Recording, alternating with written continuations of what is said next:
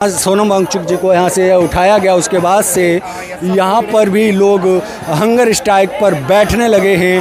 अब ये आंदोलन बड़े पीक पर पहुँचने वाला है, बड़े पीक पर पहुँच रहा है। देश भर से लोग आ रहे हैं, देश भर से अपनी बात रख रहे हैं। और अब जो लोग हंगर स्ट्राइक पर बैठे नहीं थे, अब वो भी हंगर स्ट्राइक पर बैठने लगे हैं। सुबह सुबह का ये नज़ारा है जंतर मंतर पर।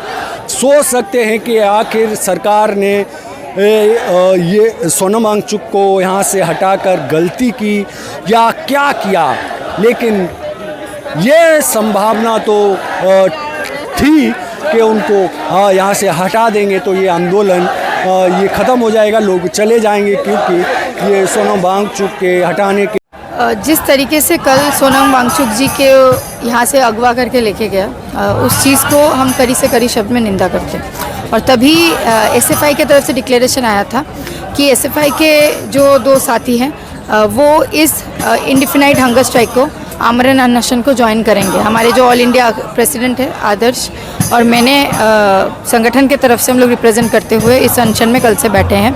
और हमारा बात साफ है कि आप देखिए, देश के अंदर जब पेपर लीक हो रहा है तब सरकार कुछ नहीं कर पा रहा है। जब देश के अंदर छात्रों का मौत हो रहा है तब कोई एडमिनिस्ट्रेशन के लोग उस पर कुछ कार्रवाई नहीं कर पा रहे। लेकिन सोनम वांगचुक जी या जो छात्र यहाँ पे भूख हड़ताल में बैठे हुए हैं, उनको हटाने के लिए पूरा फोर्स, तमाम सारा फोर्स यूज़ किया जा रहा है। तो हमारा सवाल ये है कि अगर फोर्स पेपर लीक को रोकने के लिए यूज़ करते तो शायद आज हमें यहाँ पे 30 दिन से धरना नहीं करना पड़ता।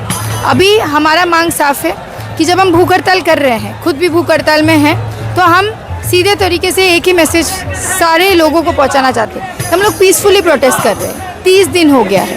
क्या ये सरकार और उनमें बैठे हुए लोग, क्या इनका इतना रिस्पॉन्सिबिलिटी नहीं बनता है कि वो बात करें?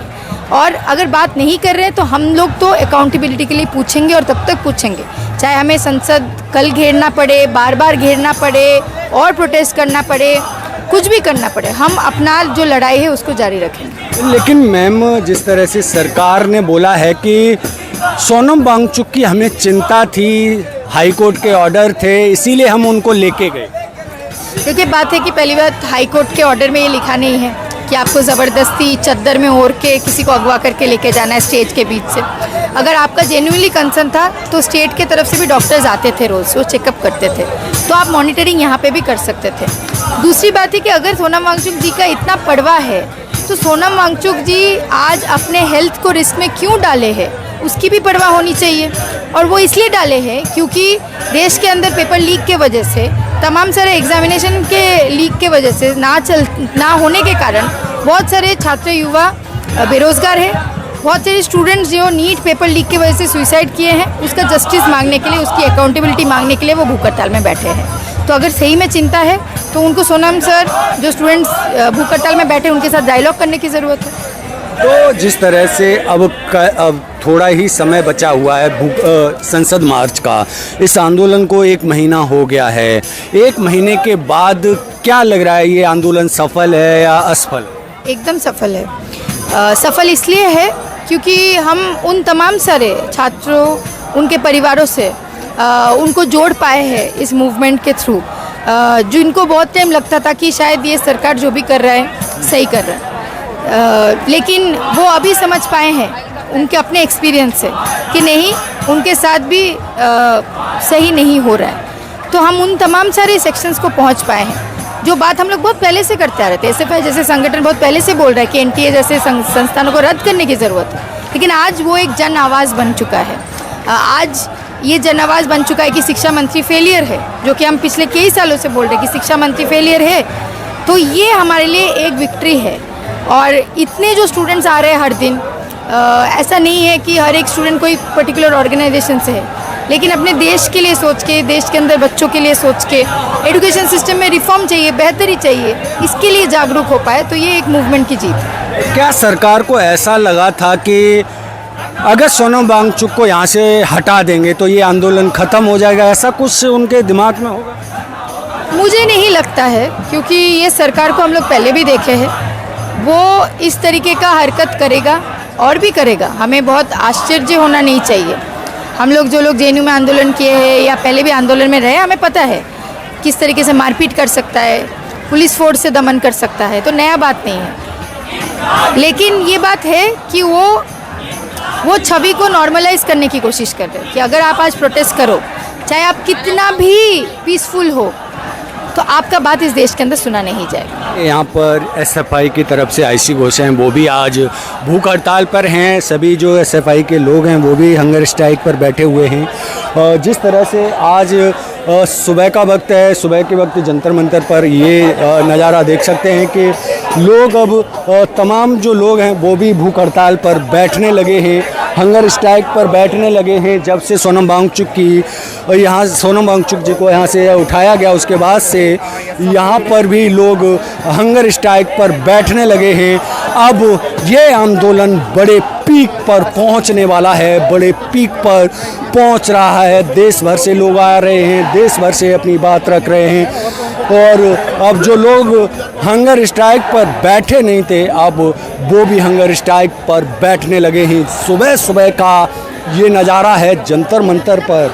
सोच सकते हैं कि आखिर सरकार ने ये सोनम वांगचुक को यहाँ से हटाकर गलती की या क्या किया, लेकिन ये संभावना तो थी कि उनको यहाँ से हटा देंगे तो ये आंदोलन ये ख़त्म हो जाएगा, लोग चले जाएंगे, क्योंकि ये सोनम वांगचुक के हटाने के बाद लोग चले जाएंगे। लेकिन ऐसा किसी ने नहीं सोचा था कि अगर सोनम वांगचुक को हटाया गया तो बड़ी तादाद में यहाँ मास लेवल पर ये हुजूम उमड़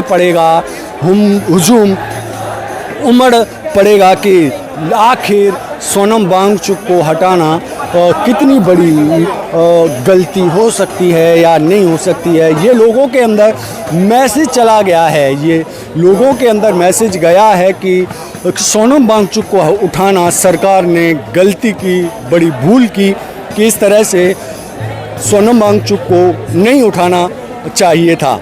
लेकिन सरकार बार बार कहती रही है, हाई कोर्ट का हवाला देती रही है कि हाई कोर्ट की तरफ से हमें ऑर्डर थे कि जिस तरह से सोनम वांगचुक को जो तबीयत बिगड़ती जा रही थी उसको देखते हुए उनका हमें ध्यान रखना था, उनकी तबीयत को देखते हुए उनको कुछ हो नहीं जाए।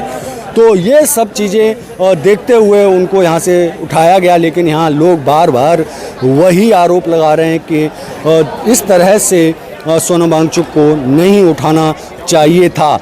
लेकिन अब ये मामला तूल पकड़ चुका है। आप यहाँ तस्वीर में देख रहे हैं कितना अलग अलग तरीक़ों से ये पूरा जो पोस्टर हैं, पोस्टरों में अलग अलग तरीके से सब चीज़ें लिखी हैं।